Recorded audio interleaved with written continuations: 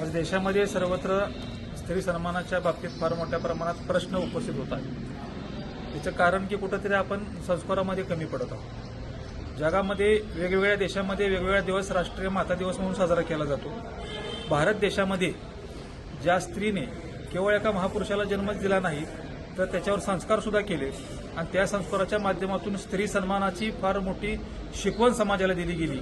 ती माता म्हणजे राजमाता जिजाऊ आहे आणि ते महापुरुष म्हणजे छत्रपती शिवाजी महाराज आहे। भारतामध्ये स्त्री सन्मानाचा जर जागर करायचा असेल पुन्हा एकदा आणि स्त्रियांच्या बाबतीत जो सन्मान आहे तो वाढवायचा असेल तर खऱ्या अर्थानं राष्ट्रीय माता दिवस म्हणून राजमाता जिजाऊ जन्म दिवस ह्याच्यापेक्षा चांगला दिवस दुसरा कोणताही असणार नाही।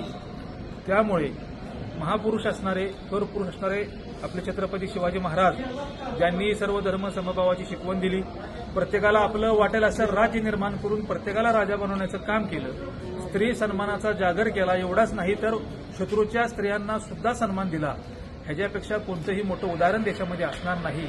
ते शिकवण देणाऱ्या राजमाता जिजाऊ माँसाहेब यांचा जन्मदिवस भारत देशामध्ये राष्ट्रीय माता दिवस म्हणून साजरा केला जावा अशा आशयाचं निवेदन आम्ही राष्ट्रपती महोदय, पंतप्रधान नरेंद्रजी मोदी, मुख्यमंत्री आमचे देवेंद्रजी फडणवीस साहेब यांच्याकडे जिल्हाधिकाऱ्यांच्या मार्फत सुपूर्द केलेला आहे आणि राज्य राष्ट्रीय पातळीवर जोपर्यंत निर्णय होईलच, परंतु सातारा जिल्हा ही मराठा साम्राज्याची राजधानी असताना सातारा जिल्ह्यातून सातारा नगर परिषदेच्या माध्यमातून हा माता दिवस राजमाता जिजाऊ जन्मदिवस म्हणून साजरा केला जावा अशी आम्ही मागणी केलेली आहे।